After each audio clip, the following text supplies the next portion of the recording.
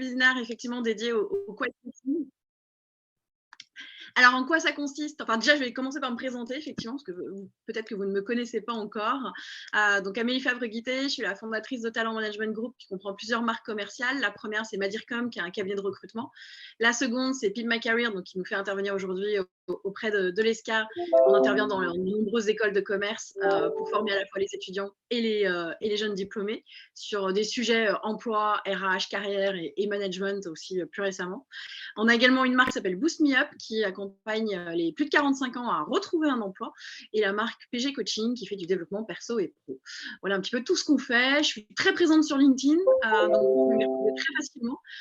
J'ai une activité d'influenceuse et de conférencière, c'est-à-dire que je vais intervenir très souvent pour les entreprises et promouvoir leurs produits et leurs services. Et conférencière, je fais des conférences dans les entreprises tout simplement. On a Thierry qui vient d'arriver. Bienvenue Thierry. On était au démarrage de ce webinaire. Donc, je vais vous partager mon écran en même temps. Comme ça, vous allez tous pouvoir suivre ce que je vais dire. Et surtout, n'hésitez pas, si vous avez des questions pendant ce webinaire, si vous êtes d'accord, pas d'accord, si vous voulez partager aussi votre vécu en tant que manager en entreprise par rapport à tout ce phénomène de quiet quitting, et du coup, on va pouvoir échanger là-dessus parce que c'est vraiment, pour le coup, très important. Donc, au programme aujourd'hui, qu'est-ce qu'on va voir? C'est un petit peu d'où vient le quiet quitting, qu'est-ce que c'est? On va parler un peu du risque pour l'entreprise. On va partager plein de chiffres, des chiffres à la fois français et aussi des chiffres américains, parce que comme la tendance vient beaucoup des US, on a aussi voulu aller chercher décrypter l'info depuis les US et après on l'a ramené sur la France. Comment repérer un petit peu les signes de quiet quitting, même si on les a bien repérés quand même au quotidien. Et surtout, comment on peut résoudre ça, comment on peut faciliter l'échange dans les équipes, dans les services, pour éviter ce phénomène, parce que ça a un coût quand même pour l'entreprise qui n'est pas négligeable et qu'il faut quand même prendre en considération quand on a quelques membres dans son équipe, voire beaucoup de personnes dans son équipe, qui commencent à se désengager totalement. Donc, d'où ça veut dire? Donc, quiet quitting en français, on l'a souvent traduit en démission silencieuse, même si je trouve que c'est pas forcément le bon terme, mais voilà, c'est ce qui ressort le plus souvent. Ça vient d'où? En fait, il y a eu une vague de démissions qui a été très massive, notamment aux États-Unis et puis en France, notamment en France en 2022. Il y a eu pas loin de 450 000 personnes en début d'année 2022 qui ont démissionné. Donc, c'est quand même… Et là, pour le coup, il y a eu une vraie vague de vraies démissions. Et après ça, il y a eu tout ce phénomène de quiet quitting, c'est-à-dire c'est des salariés qui ont décidé de lever le pied et de moins s'investir, souvent après avoir été très déçus et de se sentir très démotivés par l'entreprise. C'est un désengagement qu'on a beaucoup vu et qui a été popularisé surtout par la plateforme TikTok. Donc, dès 2020-2021, on a vu sur TikTok, côté US, beaucoup de vidéos tournées là-dessus. Et en 2022, ça arrivait sur des versions françaises. Et ça a forcément séduit beaucoup de jeunes. C'est la population qui est sur TikTok. Et de toute cette jeune génération qu'on a, nous, aujourd'hui en entreprise, aujourd'hui, a envie d'avoir une autre approche, clairement, du travail. Et vont beaucoup nous parler d'équilibre entre vie perso et vie pro qu'ils n'arrivent pas à caler aujourd'hui dans leur quotidien. En gros, le quiet quitting, c'est plutôt que de démissionner véritablement, c'est des gens qui vont rester à leur poste, qui vont juste faire le nécessaire, c'est-à-dire qu'ils vont respecter les horaires, ils sont 35 heures, ils font 35 heures, ils vont refuser de faire des heures supplémentaires, qui en plus très souvent ne sont pas payées, donc d'autant plus ils vont les refuser.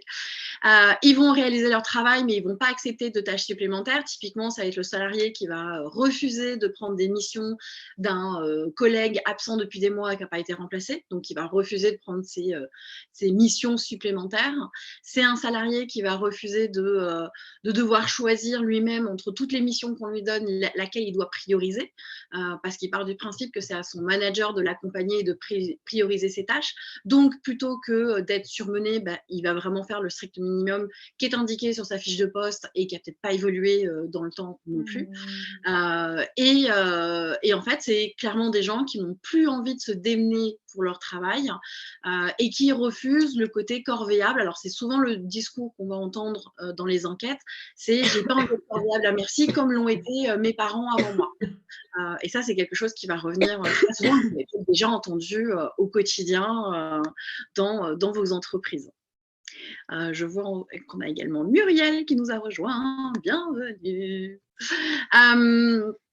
En quoi le quiet quitting va être néfaste pour une entreprise? Il y a plusieurs raisons à ça. Un, c'est la perte de talent. C'est-à-dire qu'à un moment donné, quand vous avez quelqu'un qui fait de moins en moins de choses, parce qu'on a peut-être été habitué à ce que la personne en fasse un petit peu plus, puis maintenant elle en fait un peu moins, et si cette personne se désengage de son travail, c'est une perte de compétences pour l'entreprise qui peut être à un moment donné difficile à combler si la personne passe vraiment à l'action de démissionner ou de quitter l'entreprise. Donc plus la personne va se désengager, moins elle va avoir envie de rester. Donc soit elle va d'elle-même démissionner, soit on va avoir alors c'est l'inverse du quiet quitting, c'est le quiet firing, c'est-à-dire qu'on va faire en sorte de la démotiver encore plus pour qu'elle parte d'elle-même plutôt que d'essayer de la licencier. Donc c'est un peu l'effet qui se coule de ce phénomène. Et donc quand vous avez des gens qui s'en vont de l'entreprise, effectivement, c'est des gens avec des compétences, avec des connaissances sur l'entreprise, avec des connaissances dans le secteur qui est très difficilement remplaçable. Un impact forcément sur les projets en cours, parce que si vous avez un employé qui décide de faire de moins en moins de choses et qui n'a pas peur de laisser un dossier inachevé, là où avant, pour notre génération, ça nous paraissait invraisemblable de laisser un dossier en suspens ou inachevé avant une réunion, avant quoi que ce soit, pour eux, ce n'est pas un problème. Et donc, si ces personnes ne s'inquiètent pas des répercussions de ce genre de choses, ça va forcément causer des retards, ça va causer des coûts supplémentaires pour l'entreprise. Donc, c'est aussi des choses qui sont importantes et qui sont à prendre en compte quand on est RH dans une entreprise pour comprendre la gestion des employés, mais aussi quand on est le patron pour éviter de dépenser des sommes folles. Le coût du remplacement, typiquement, si vous avez une personne qui s'en va vraiment de l'entreprise, on sait tous que le recrutement coûte cher, que de remplacer une personne, c'est pas juste d'aller recruter une autre personne, mais c'est aussi peut-être rattraper les boulettes de cette personne. C'est le temps de formation de la nouvelle recrue, c'est s'assurer que la nouvelle recrue va rester aussi, il ne va pas partir à son tour, parce qu'on a quand même 30% des départs qui se font pendant une période d'essai. Donc, ça reste quand même important. Donc, tout ça a des conséquences pour une entreprise. Il faut s'assurer que ces gens qui sont démotivés, quand ils quittent l'entreprise, soit on essaye de les garder, soit qu'ils quittent l'entreprise en faisant une transmission qui va être la plus douce possible. L'impact sur les employés restants, on voit bien, un employé qui voit ses collègues démotivés, qui n'a plus envie, lui aussi va avoir de moins en moins envie. S'il voit en plus des collègues s'en aller, ça ne va pas faciliter sa confiance qu'il va avoir dans l'entreprise. Et donc forcément, il y a un peu le côté le chat noir dans l'entreprise, c'est-à-dire il suffit d'une personne démotivée pour qu'elle arrive à gangréner tous les autres. Donc ça aussi, c'est des choses auxquelles, quand on est manager, il faut faire très attention. Le manque de feedback, les employeurs qui ne savent pas pourquoi un employé est moins impliqué peuvent aussi ne pas comprendre les problèmes potentiels que ça va conduire au moment de son départ, parce que comme on ne comprend pas le besoin, on n'a pas interrogé suffisamment la personne, quand on va la remplacer, on va recréer le même problème, qui va recréer le même scénario. Donc en fait, ce sont les mêmes choses qui vont se reproduire et se répliquer à chaque fois. Donc ça aussi, c'est un rôle qui va être majeur tant pour le manager que pour le RH. Et ça va faire partie des attentes énormément de cette jeune génération d'avoir des feedbacks beaucoup plus réguliers, beaucoup plus forts. L'impact sur la culture d'entreprise, oui, forcément, ce qui se fait à l'intérieur va se voir à l'extérieur, pour paraphraser une pub, mais c'est exactement ça, parce qu'à un moment donné, les gens vont vite s'en rendre compte à l'extérieur que les salariés ne sont pas heureux, puis souvent, en bon français qu'on est, quand on râle, on en parle beaucoup plus à l'extérieur, tandis que quand on est content, on en parle un peu moins. Et donc, tous ces salariés qui ne sont pas contents dans leur boulot, qui sont démotivés, désengagés, forcément, ils vont en parler sur les réseaux sociaux, et donc l'image et la culture de l'entreprise vont en prendre un coup. Donc ça aussi, ça va avoir une implication pour l'entreprise, pour ses recrutements, pour l'intégration des nouveaux collaborateurs, pour la fidélisation, pour le développement de carrière, et même pour le business, parce que vraiment, ça a un impact. Et on le sait bien, un collaborateur qui a une baisse de morale, c'est aussi un collaborateur qui va être de moins en moins productif. Donc, ça a un coût, pour l'entreprise. Et c'est en ça qu'il faut vraiment faire attention à bien poser les besoins pour comprendre ce que veulent alors cette génération, mais ça concerne toutes les générations, le quiet quitting, et c'est comment on peut mettre en place des choses. Alors j'ai beaucoup parlé de désengagement au tout début. Alors est-ce que c'est le quiet quitting, est-ce que c'est vraiment un signe de désengagement des collaborateurs? Est-ce que, parce qu'on entend aussi ça dans les enquêtes et quand on écoute les RH, un synonyme de paresse ou de manque d'ambition, c'est-à-dire qu'on dit souvent dans les on-dit, c'est ah, ces jeunes qui manquent d'ambition. On n'était pas comme ça, nous, à leur âge. Bon, du coup, ça crée encore en plus un fossé générationnel. Ou est-ce que c'est plutôt une attitude salutaire, c'est-à-dire que finalement, ils ont peut-être bien raison, ces petits jeunes, de nous dire de lever le pied. Donc, on va un petit peu voir les trois étapes. N'hésitez pas, si vous avez des questions pendant ce webinaire, il faut surtout ne pas hésiter à m'interrompre. Je suis là pour répondre à toutes vos questions ou besoins.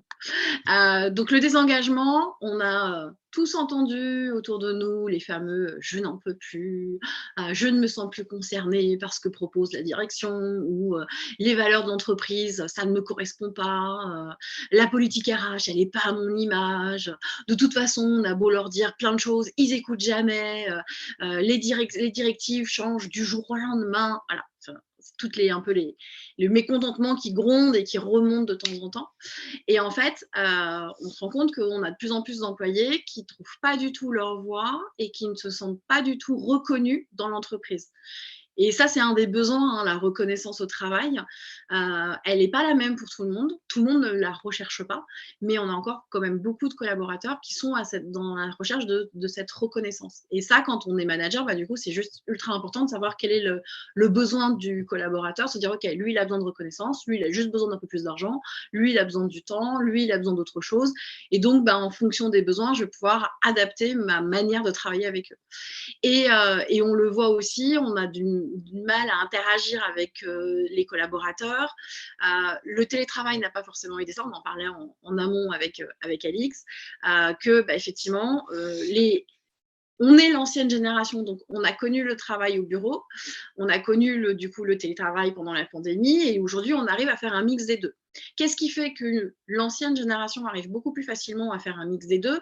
C'est l'expérience, tout simplement. C'est-à-dire qu'à un moment donné, comme on a connu, entre guillemets, l'ancien monde et le nouveau monde, on arrive à faire la part des choses entre les deux.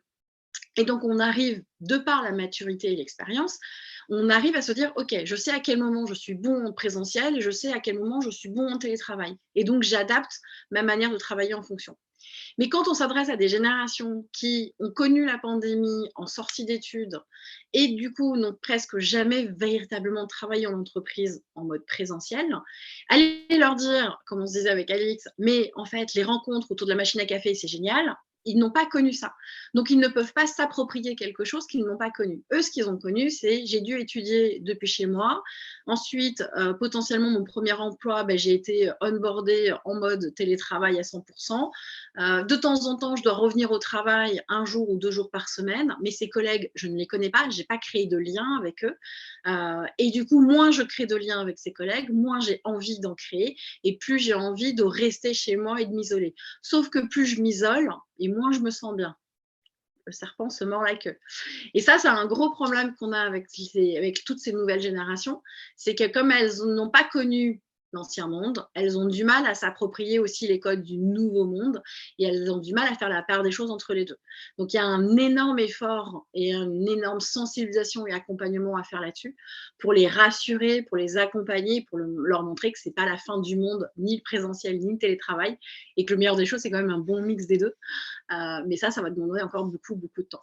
C'est une génération qu'on a qui est très angoissée, hein, parce que faut se rappeler, quand on avait leur âge, on n'avait pas accès à autant d'informations, et eux, quand ils ouvrent les réseaux sociaux, quand ils ouvrent la télé ou quoi que ce soit, ils vont entendre beaucoup de choses. Ils entendent parler de guerre, ils entendent parler de pandémie, ils entendent parler de la terre qui va mal, ils entendent parler de licenciements, de plans sociaux, d'entreprises qui gagnent de l'argent mais qui redistribuent rien.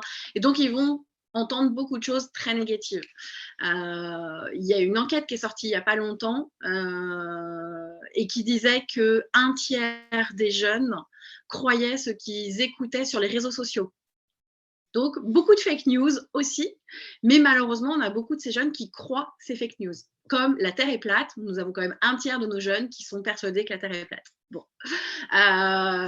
Ou que les pyramides ont été faites par des extraterrestres. Donc voilà, on en est là quand même un petit peu aujourd'hui. Donc il y a aussi un énorme réapprentissage à faire là-dessus. Et donc, pour en revenir aux entreprises, ces personnes qui ne sont plus du tout reconnues, et ben, l'entreprise, ce qu'elle a voulu mettre en place en face de ça, et on entend beaucoup parler en ce moment, c'est toute la partie RSE, donc responsabilité sociétale des entreprises. Et donc se dire, bah, ok, on va essayer de prendre soin un peu plus de cette génération, notamment en partie de l'onboarding. Et on le voit, moi, d'autant plus sur LinkedIn, tous les RH aujourd'hui parlent d'intégration, d'onboarding. C'est la nouvelle chose essentielle en début 2023 sur lequel tout le monde doit travailler. Pourquoi? Parce que c'est plus on va mieux intégrer un collaborateur et plus il va rester et mieux ça va se passer pour lui. Donc cette partie intégration, elle est très importante. Et en fait, ce qui va bloquer aussi les gens à bien s'impliquer et à bien s'engager dans l'entreprise sans forcément chercher à se surpasser, c'est qu'ils ne vont pas se reconnaître dans les valeurs de l'entreprise, c'est-à-dire qu'ils se rendent compte que eux, s'ils se démènent à fond pour l'entreprise, l'inverse n'est pas forcément vrai. Ils vont se sentir facilement oppressés face au stress et aux responsabilités qui leur sont demandées. C'est pareil, il y avait une enquête de la DARES qui a démontré que ce sont principalement les jeunes cadres qui sont soumis au burn-out, ou en tout cas qui font majoritairement du burn-out. Alors, est-ce que c'est parce qu'on leur donne trop tôt, trop vite des responsabilités? Parce que derrière, dans la politique RH et la politique de recrutement, on n'a pas recruté la bonne personne au bon poste. Sous-entendu, on n'a pas recruté une personne avec beaucoup plus d'expérience, donc potentiellement un senior, qui lui a l'expérience et la maturité pour faire face à ses responsabilités. Et du coup, on préfère recruter des jeunes qui nous coûtent moins cher. Et en recrutant ces jeunes qui nous coûtent moins cher et en leur donnant beaucoup de responsabilités, beaucoup se sentent oppressés, stressés et burn-out. Et quand il y a burn-out, il y a quiet quitting et tout ce qui va avec, parce qu'ils se disent, OK, je me suis donné à fond pour l'entreprise, j'ai pas eu de retour, j'ai pas été accompagnée, j'ai pas été soutenue, du coup, l'entreprise, c'est pas du tout ce qui me convient. Et c'est aussi pour ça qu'on a une vague de jeunes qui se lancent dans l'entrepreneuriat, qui préfèrent faire des projets en solopreneur, parce qu'ils ne se sentent plus du tout en phase avec l'image de l'entreprise et qui préfèrent bosser pour eux, quitte à être tout seul, quitte à gagner moins d'argent, parce qu'ils se rendent compte que pour être heureux, il n'y a peut-être pas besoin d'avoir 60K à l'année. Beaucoup vont considérer, on va le voir après dans les enquêtes, que le travail, c'est juste une formalité et que eux, leur priorité, c'est de passer du temps avec la famille, les amis, d'aller, de s'occuper de voyager, d'avoir des loisirs. Et pour eux, c'est je viens au travail, j'ai signé un contrat, je fais mes 35 heures, je touche ma paye et grâce à ma paye, je peux m'épanouir autre part. Et on n'a pas réussi à leur montrer qu'il y a quand même un épanouissement qui est possible et qui est important aussi à travers le travail. C'est-à-dire qu'on a entendu beaucoup parler l'année dernière de quête de sens et se dire, oui, mais c'est quand même possible de trouver un job qui te plaît et dans lequel tu vas t'épanouir et qui va te permettre de gagner de l'argent et grâce auquel tu vas pouvoir voyager, t'occuper de ta famille, de tes amis, de ce que tu veux, mais du coup de trouver ce parfait équilibre. Et beaucoup sont partis avec soit l'un, soit l'autre, alors qu'en fait, l'équilibre peut quand même exister. Beaucoup vont voir le travail comme un peu une forme d'asservissement, donc c'est un petit peu dommage, et de voir l'entreprise vraiment comme juste une ressource financière. Donc ça, c'est des choses sur lesquelles il va falloir travailler, c'est sûr, quand on est manager, donc on va essayer de trouver des solutions, je vous en partagerai quelques-unes après. Mais en tout cas, c'est un verbatim qui revient très souvent dans la bouche des jeunes quand on leur demande, OK, quand on vous parle d'entreprise, vous pensez quoi? Voilà, c'est beaucoup de mots assez négatifs. Et donc, c'est comment leur faire à nouveau aimer l'entreprise et comment leur faire à nouveau aimer un travail, comment leur faire aimer à nouveau la collaboration avec les équipes et surtout le fait de cohabiter ensemble, donc à revenir au présentiel. La baisse de la satisfaction au travail, 45% des moins de 35 ans envisagent de quitter leur emploi car ils ne trouvent aucun sens. 54% des Français considèrent que le travail est avant tout une contrainte plus qu'une source d'épanouissement. Donc ça, je trouve ça quand même dramatique. C'est la DARES qui a fait une enquête là-dessus. Et en fait, une démission est donnée toutes les 4 minutes depuis le début de l'année, depuis début de l'année 2022. Donc, une toutes les 4 minutes, donc ça reste quand même énorme. Et effectivement, si La quête de sens, j'en parlais juste avant, c'est comme on ne trouve pas de sens, on ne comprend pas l'intérêt du boulot, l'utilité, c'est-à-dire qu'on leur a, pendant la pandémie, beaucoup... Ah, je crois que j'ai un micro qui est encore ouvert. Alors, qu'est-ce qu'il y a? Voilà. Il a coupé son son. C'est bon. Et donc, du coup, Amélie, il y a une question. Ah oui, pardon, je ne l'ai pas vu. Ah oui, je n'avais pas ouvert le... Sauf que je ne sais pas comment s'appelle la personne, parce que Organide, je ne suis pas sûre que ce soit son prénom. Alors, c'est Béatrice, le prénom. Voilà, c'est ça. Bonjour Béatrice. Alors, j'ai peut-être loupé quelques éléments, mais est-ce réellement une question de génération? Ne constatons-nous pas également quiet quitting chez les plus anciens? Oui, en fait, c'est la nouvelle génération qui a lancé ça, entre guillemets, parce que c'est beaucoup arrivé d'abord sur TikTok, où on voyait tous ces jeunes qui faisaient plein de vidéos pour montrer qu'il fallait arrêter d'en faire trop au travail, parce que de toute manière, on n'était pas apprécié à sa juste valeur, enfin voilà, ce genre de choses. Donc effectivement, le quiet quitting a d'abord lancé sur cette nouvelle génération, et après, ça s'est propagé sur toutes les générations. Parce que, je dis toujours moi, parce que l'ancienne génération, donc je suis senior, on était habitués à travailler beaucoup, à se donner beaucoup, et d'un coup, grâce à cette génération qui nous a dit non, mais arrêtez d'en faire trop, on a commencé à se poser des questions, se dire non, finalement, ils ont raison. C'est quoi les retours positifs qu'on a eu de tout cet engagement qu'on a fait pendant très longtemps? Est-ce que c'était vraiment sain? Est-ce que j'ai envie de ça aujourd'hui? La pandémie nous a fait réfléchir aussi à ça en disant tiens, c'est vrai, on parle de quête de sens, on parle d'épanouissement, on parle d'équilibre, mais il est où mon équilibre dans mon travail? C'est vrai que je n'ai pas assez de temps pour mes enfants, pour mes petits-enfants, pour mes loisirs. Et en fait, au fur et à mesure, ça s'est propagé dans toutes les générations où on s'est dit ah ouais, effectivement, ça peut tous nous concerner. Et finalement, c'est peut-être pas une si mauvaise chose, c'est juste on nous a appris le travail d'une certaine manière. Et aujourd'hui, il faut qu'on réapprenne le travail d'une autre manière pour que ça puisse mieux se passer. Mais c'est vrai qu'au départ, c'était quand même la nouvelle génération. Oui, d'accord. Et c'est vrai que le Covid a certainement aussi posé ces questions-là à des gens qui étaient sur le marché du travail depuis un peu plus longtemps et qui, ça a été mis en lumière par TikTok, mais effectivement, ça a eu des échos, je pense, aussi par le Covid, où les gens se sont rendus compte qu'ils pouvaient rééquilibrer un peu plus perso et pro, quoi. Totalement. Okay. Et finalement, on le verra juste après, mais c'est potentiellement une bonne chose, effectivement. Merci. De rien. On a notamment un malaise qui est encore un peu plus ancien. Avant le Covid, il y avait un hashtag, pareil sur TikTok, qui était lancé, qui était apparu notamment en Chine avec le hashtag Tangping, qui disait, en gros, c'était rester allongé. Et c'était un hashtag qui a été vite censuré après par les autorités. Et en fait, c'était un hashtag qui signifiait qu'il fallait rejeter toutes les attentes liées à la productivité et arrêter de se donner corps et âme au travail. Et en plus, un hashtag comme ça qui vient de Chine, c'est quand même pas anodin. C'est-à-dire que même les générations en Chine ont commencé à se dire non mais attendez, c'est pas normal qu'on fasse tout ça et qu'on se donne à fond pour le travail. Et en fait, c'est toujours une question d'équilibre. C'est-à-dire que on a connu le fait de travailler énormément, et on va dire que c'est tout ce qui est après l'après-guerre, où il fallait relancer l'économie, donc il fallait beaucoup travailler. Et c'est resté à un moment donné, pendant plusieurs générations, ce côté, il faut travailler beaucoup, il faut donner beaucoup à l'entreprise, parce que l'entreprise te fait gagner de l'argent et donc te permet de nourrir ta famille. Et donc, en fait, on mettait un peu sur un piédestal le côté entreprise. Et donc, en fait, il y a eu un énorme déséquilibre qui s'est créé. Et là, aujourd'hui, avec le hashtag Tangping, avec le hashtag Quiet Quitting, et avec toute la fameuse grande démission qu'on a eue aux US et qui est arrivée aussi un peu après en France, suivie du Quiet Quitting, en fait, maintenant, on a l'effet inverse, c'est-à-dire que on en faisait trop, et maintenant, on part du principe, je fais le strict minimum, voire j'en fais un peu moins, parce qu'on constate quand même aussi un petit peu ça. Pour beaucoup, le strict minimum, c'est même peut-être moins que le minimum. Et du coup, le décalage se fait dans l'autre sens. C'est-à-dire que là où on avait beaucoup trop, maintenant, ça devient beaucoup trop peu.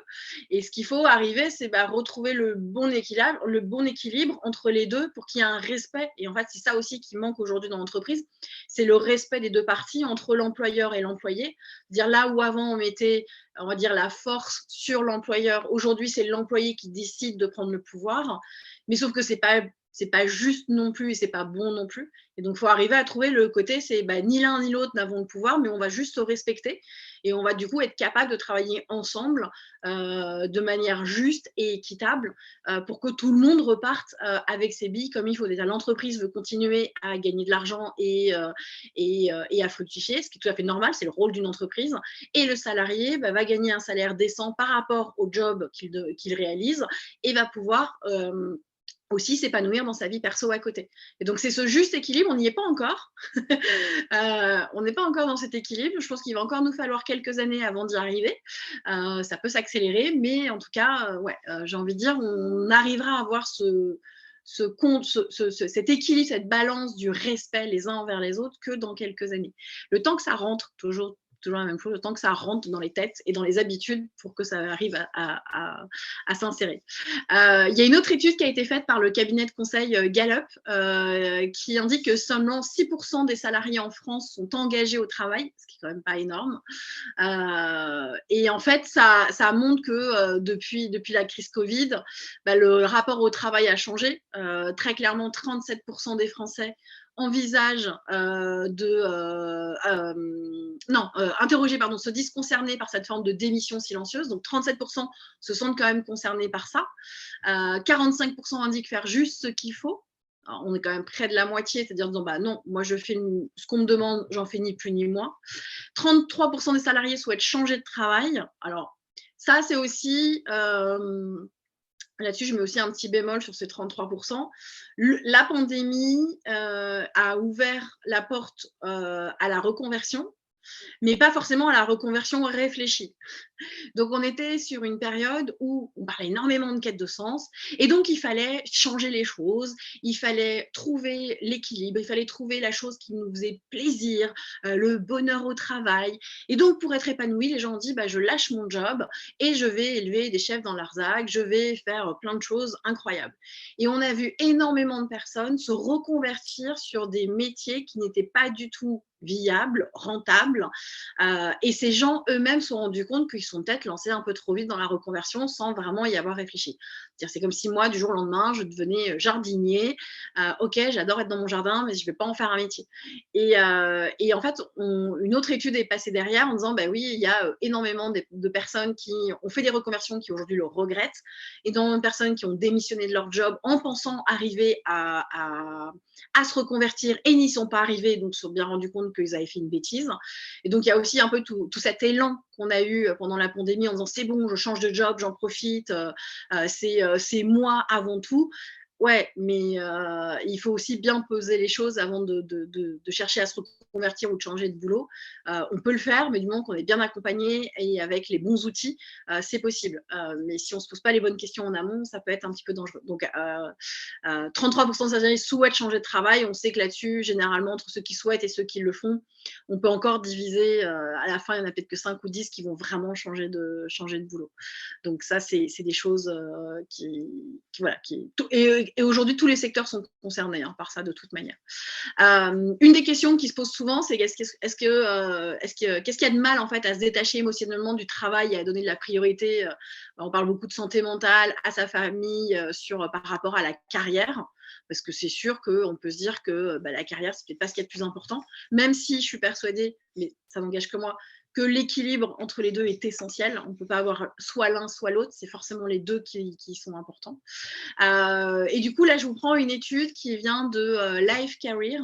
c'est une entreprise, alors là, c'est des premiers chiffres américains, c'est une entreprise américaine qui est spécialisée dans la création de CV, qui a fait une enquête, qui a interrogé à peu plus de 1000 personnes, et qui va du coup un peu nous éclairer sur les raisons qui poussent les salariés à se limiter et à faire ce qu'on appelle le strict minimum par rapport à l'ampleur de ce phénomène. Et on le voit sur l'infographie, que sur 1000 collaborateurs interrogés, 94% estiment être des quiet quitters. Donc, c'est assez énorme. On se dit, attends, on a tout ça comme employés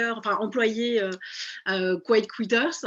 Et en fait, ce qui est important de se dire, si ce chiffre est élevé, c'est parce qu'en fait, l'enquête a été faite sous forme d'anonymat.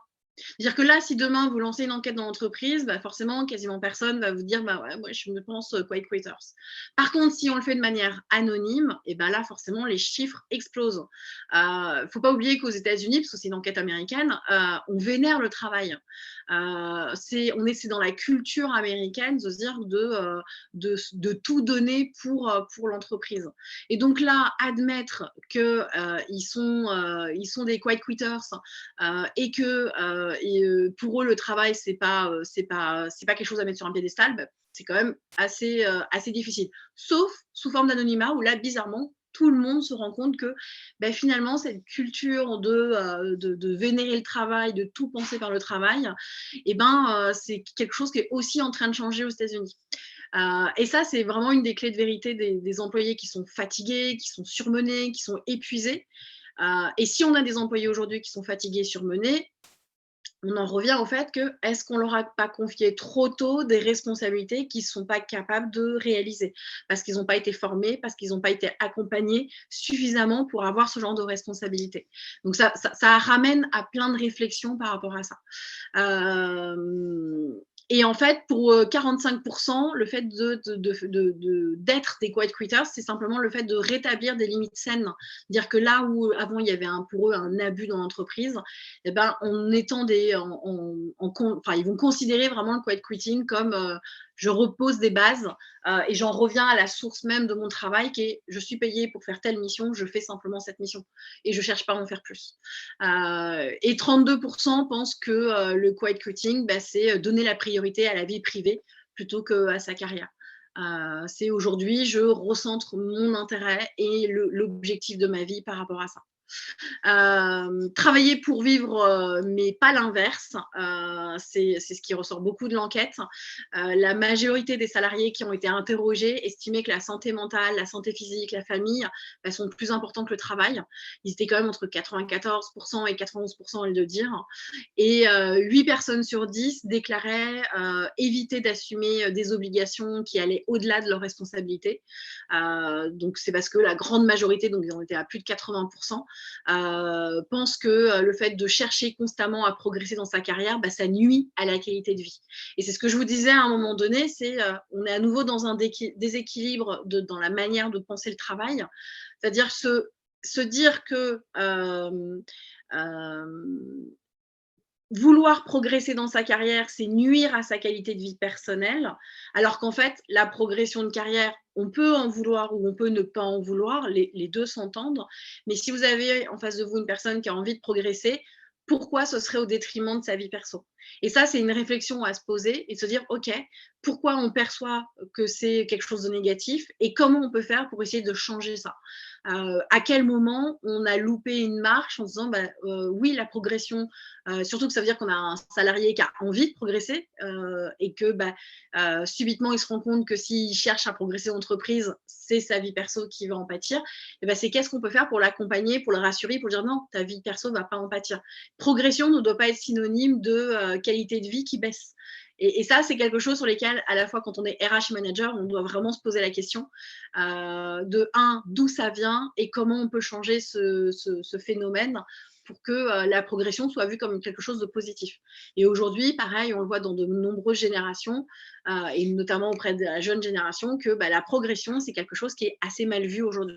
C'est-à-dire, je ne veux pas progresser pour ne pas prendre de risques vis-à-vis de ma vie familiale ou ma vie loisir, ce qu'on veut. Donc ça, c'est quand même un petit peu dommage. Toujours sur cette enquête, l'infographie, elle va se pencher aussi sur la perception qu'ont les collaborateurs de la culture du travail. Et donc ça, c'est aussi intéressant. Et on voit que 78, j'ai du mal avec les chiffres aujourd'hui, 78% d'entre eux estiment qu'il faut dire non. Et c'est dire non notamment à ce qu'ils appellent la hustle culture. Donc, vous savez, ce que je vous disais justement aux États-Unis, c'est la culture de la productivité à fond, à fond, à fond. Et en fait, c'est se dire, je vais me dévouer totalement à mon travail au détriment de tout le reste. C'est-à-dire que toute ma sphère personnelle, c'est pas grave, je la laisse de côté. Et ça, c'était autrefois dans la culture américaine où c'est la culture de la réussite, la culture de la productivité, au point où ça va en devenir toxique et on laisse de côté toute la partie vie perso. Et donc pour eux, c'est quand on dit non à cette culture de la productivité. Et donc dès lors que vous êtes manager, vous allez proposer à un collaborateur d'en faire plus, lui, ce qu'il va avoir, c'est cette fameuse hustle culture où à un moment donné, c'est non, tu me demandes de produire plus, donc ça va être quelque chose de toxique. Ils vont tout de suite l'associer à quelque chose de toxique, alors qu'en fait, si ça se trouve, ça ne l'est pas. Mais pour eux, ça va être quelque chose de toxique, et donc tout de suite, ils vont vous dire non. Et donc vous allez tout de suite dire, ok, c'est un quiet quitter ce que j'ai en face de moi, alors qu'en fait, ça va être un problème d'échange et de communication. Et c'est là où, potentiellement, quand on est toujours RH ou manager, ça peut être intéressant de se former à la communication non violente parce qu'on va chercher à comprendre le besoin de l'autre, on va chercher à l'aider à exprimer ses émotions, on va dire, ok, tu m'as dit non, mais moi, je vais t'expliquer pourquoi j'ai besoin de toi sur tel dossier. Et toi, tu vas me dire, en fonction si c'est oui ou non, pourquoi tu me dis oui, pourquoi tu me dis non et qu'est-ce que ça t'évoque quand je te demande ce genre de choses. Donc, vraiment arriver à mettre des émotions sur la table et à poser les besoins pour arriver à comprendre, à les faire parler et à nouveau à rééchanger. On en parlait, c'est sur Bismart, on en parlait avec un journaliste où à un moment donné, il me disait, mais en fait, on se rend compte que dans l'entreprise, c'est un peu comme une relation de parent-enfant. À un moment donné, il faut l'éduquer, il faut le sensibiliser, il faut échanger avec lui, il faut lui expliquer pour que la relation soit saine. Lui, il y a un petit côté freudien quand même dans l'entreprise. Je dis oui, malgré tout, parce que quel que soit l'âge, quand on a un collaborateur, il faut l'accompagner, il faut parler avec lui, il faut échanger, il faut le faire grandir, il faut le former, il faut lui expliquer. Et donc oui, il y a quand même toujours un peu cette relation de parent-enfant, même dans l'entreprise, et quel que soit notre âge. Donc même à 55 ans, on aura toujours cette relation. Hop, je regarde dans le chat, je vois qu'il n'y a pas de questions. Dans ce tableau, on voit quoi? Qu'il y a aussi 87% qui considèrent que les gens sont trop focalisés sur leur carrière et 85% qui pensent qu'on devrait passer plus de temps avec la famille. Donc après, c'est pourquoi on n'arriverait pas à faire les deux. Toujours la même chose en fait. Pourquoi on n'arriverait pas à scinder les deux? Ensuite, il y a aussi, en parallèle de ça, il y a la relation au travail des salariés qui forcément a évolué. Et là, on voit que 87% déclarent que le travail est une part essentielle de leur vie. Donc là, on dit OK. Donc, il y en a plein qui veulent faire le strict minimum, mais il y en a quand même 87% qui reconnaissent que le travail, c'est une part essentielle dans la vie. Mais quand il s'agit de se pencher sur ce qui va les motiver véritablement au travail, on va se rendre compte que les réponses vont être un petit peu plus nuancées. Parce que la motivation au travail, c'est pas la même chose. Donc, sur les principales motivations, ça va être quoi? Ça va être l'argent à 38%, les responsabilités familiales, la passion, le statut social, les collègues, et faire un but dans la vie. En faire un but dans la vie, c'est les principales motivations au travail. Et donc, on a quand même l'argent. Alors, l'argent et les responsabilités familiales, j'ai presque envie de dire, ça va ensemble, parce que ça veut dire que si les gens ont beaucoup de responsabilités familiales, elles ont peut-être besoin d'argent. Donc, on est quand même sur plus de 69% de répondants par rapport à ça. Et les motivations, on a quand même après la passion, les collègues pour 15%. Alors, je trouve que c'est assez peu les collègues, mais bon, ça reste quand même important. En faire un but dans la vie, 14%. OK, on voit qu'il y a quand même pas mal de choses. La passion, on en a un petit peu moins. L'ambition, elle est juste en dessous à 23%. Ce qui est sûr, c'est qu'à 84%, les répondants disent que leur productivité ne définit pas leur valeur. Et donc ça aussi, c'est important, c'est-à-dire ce qu'ils vont produire, ce n'est pas pour autant qu'ils sont plus compétents ou moins compétents, ou qui sont importants ou moins importants qu'un autre. Donc ça, c'est plutôt bon signe. Bon, 80% qui disent « je travaille uniquement parce que je le dois », c'est un peu dommage. Et ma vie serait plus satisfaisante si je ne travaillais pas à 73%. Oui, mais dans ces cas-là, on peut poser la question de « ok, mais tu vivrais de quoi en fait ?» À moins d'être milliardaire ou ne serait-ce déjà que millionnaire, comment on peut… je ne suis pas certaine des 73% restants, parce que si on fait le lien avec la France, on voit beaucoup de personnes qui disent « moi, j'attends la retraite, ok ?» pour profiter de la vie. Déjà, on se dit c'est un peu dommage d'attendre la retraite pour profiter de la vie. Et après, c'est une fois qu'ils sont à la retraite, on a un taux de dépression, d'angoisse, d'anxiété qui ressurgit sur les retraités, qui est assez importante, pas forcément pour une raison financière, mais c'est parce que les gens vont s'ennuyer et qu'il n'y a pas vraiment de préparation à la retraite en France, c'est-à-dire que du jour au lendemain, on perd un statut social, du jour au lendemain, on n'a plus ses collègues, du jour au lendemain, on n'a plus de responsabilité, et du jour au lendemain, on ne sait plus trop quoi faire. Donc pendant 2-3 mois, on va s'amuser à rénover la maison, à voyager, à travailler dans son jardin, à aller voir des amis, ce genre de choses, mais après, quand on doit passer toute sa journée à la maison avec son conjoint ou sa conjointe et qu'on a perdu l'habitude, il y a beaucoup de stress et d'anxiété qui arrivent pour ces retraités. Donc, en fait, c'est quand on est en poste, quand on est actif, qu'on se dit qu'on serait plus heureux si on ne travaillait pas. Mais une fois qu'on ne travaille pas, on ne sait plus le même discours. Donc, ça aussi, ça peut être intéressant. Est-ce que c'est un luxe d'être un quiet quitter comme la démission, elle ne va pas encourager à se surpasser au travail, en fait, on se rend compte surtout que dans les faits, comme on voyait juste avant, 85% des personnes déclarent travailler plus que ce qui est demandé officiellement, parce que finalement, c'est quand même quelque chose qu'ils ont l'habitude de faire.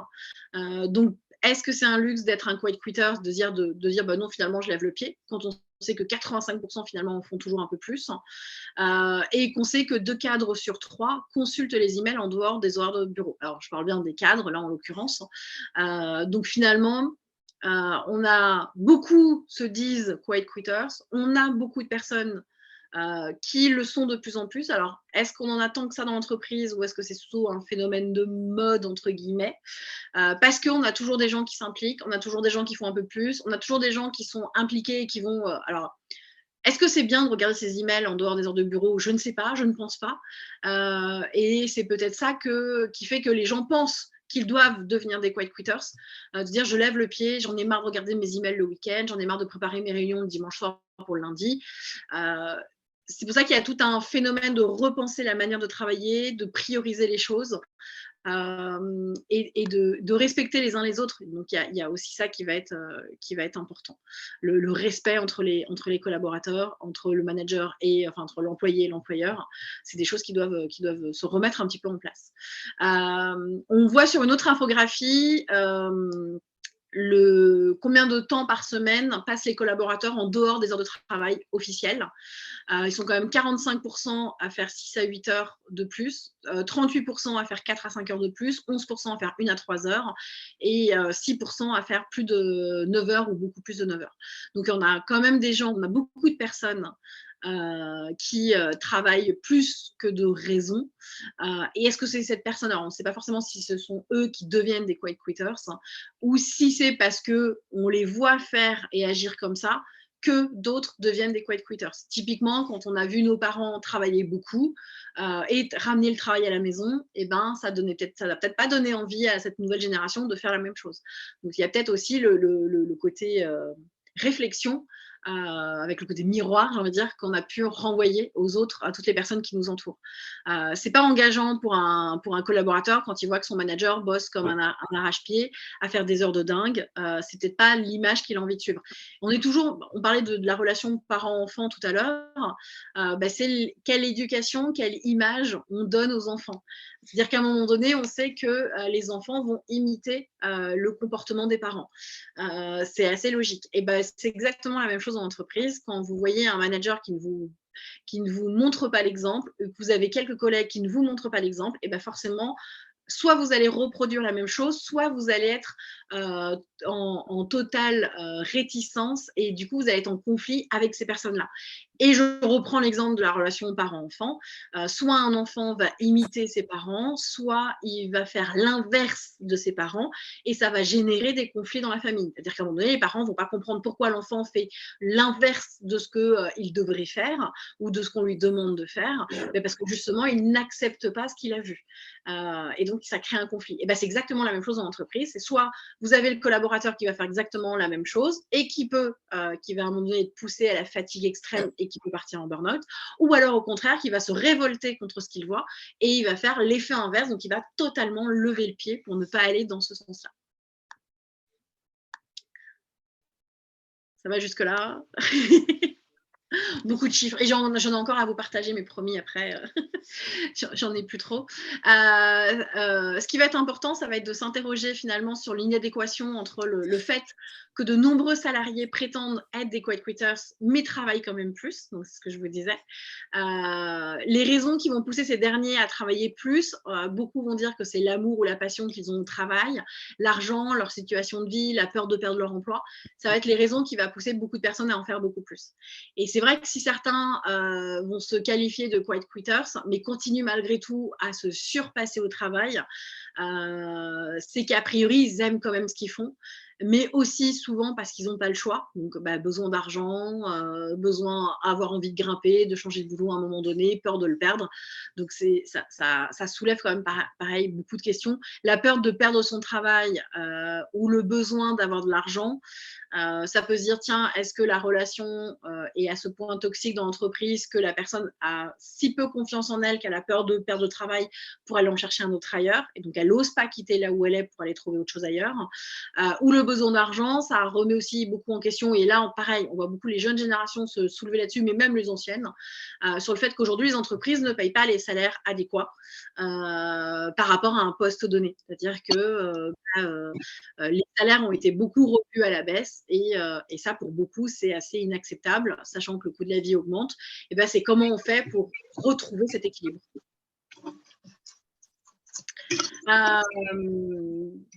Encore un petit chiffre à vous partager. Le quiet quitting n'est assimilé à de la fainéantisme que par 22% des actifs français interrogés. Alors que par, vous allez me dire, c'est quand même 22% des gens qui pensent que c'est du fainéantisme. Mais en fait, le fait que beaucoup de salariés se sentent perdants entre ce qu'ils donnent et ce qu'ils reçoivent de leur travail, du coup, ça amène beaucoup de Français à ne pas les juger et à ne pas juger le fait qu'ils ne fassent que ce qui leur est demandé finalement au travail. Ça, c'est une enquête IFOP qui a été faite en 2022 assez récemment. Donc finalement, ça n'a pas une si mauvaise image. Et on parlait de mode de préservation, est-ce que c'était finalement une bonne chose le quiet quitting? Bah oui, quand on sait qu'il y en a quand même plus de 2 millions de personnes qui souffrent de burn-out en France, ça fait quand même 34% des salariés français. Ça, c'est une stat qui vient du cabinet Empreinte Humaine réalisé en 2022. On le sait que la détresse psychologique, ça augmente de plus en plus quand même dans les entreprises. On en parle un peu, on en parle un peu plus, mais ça reste toujours un peu tabou. Alors que finalement, c'est peut-être une bonne chose de se dire les choses, d'échanger, de communiquer, de mettre des mots sur ce qui va ou ce qui ne va pas.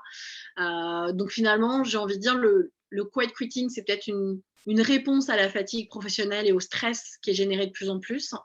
Après, on voit beaucoup de générations qui n'entendent pas le stress de la même manière. C'est-à-dire que quand vous écoutez les anciennes générations face à la jeune génération, les anciens, on va dire oui, mais nous, on supportait plus de stress à leur époque. Et la jeune génération va répondre à ça, oui, mais nous, on n'a juste pas envie de ressentir de stress. C'est pas qu'ils veulent, c'est pas qu'ils en sont pas capables, mais ils en ont pas envie. Parce que justement, on est toujours sur la relation par-enfant, ils ont vu leurs parents, qu'est-ce que ça a généré chez eux, et ils n'ont pas du tout envie de vivre la même chose. Après, ça ramène aussi la question de la formation à l'école, la formation au collège, au lycée et même en supérieur. Est-ce qu'on forme suffisamment correctement les enfants à la vie professionnelle? Est-ce qu'on leur apprend ce que va être la vie professionnelle? Est-ce qu'on les chouchoute pas un peu trop? Il y a ça aussi. On autorise beaucoup de choses. On a aussi c'est un peu la suite logique de l'éducation de l'enfant roi, c'est-à-dire qu'on a éduqué des enfants à s'exprimer, à dire les choses, on leur a demandé de dire les choses et on leur a laissé faire beaucoup de choses. Et c'était dans cette éducation où il ne fallait pas dire non aux enfants. Et donc, ils étaient libres de faire ce qu'ils voulaient. Et donc, aujourd'hui, ils arrivent dans un monde d'entreprise où il y a des règles, il y a des codes, il y a des process. Et quand ils n'ont pas envie, ils se disent juste non. Mais comme on les a éduqués tout petits à dire bah, exprime-toi, si tu n'es pas d'accord, dis-le et c'est pas grave, et ne le fais pas. Et ben, quand ils arrivent dans l'entreprise, il y a une inadéquation entre la manière dont ils ont été éduqués et la manière dont est le monde de l'entreprise. Et c'est OK, comment on fait pour dire, bah, tu sais, il y a des codes quand même. Donc, même si tu n'as pas envie de le faire, tu vas quand même devoir le faire.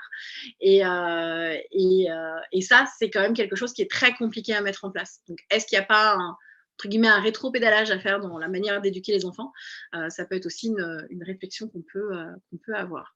Les signes du quiet quitting, bon, on les connaît tous un petit peu, hein, rejeter l'idée selon laquelle le travail toute la vie, l'épuisement, le manque de considération.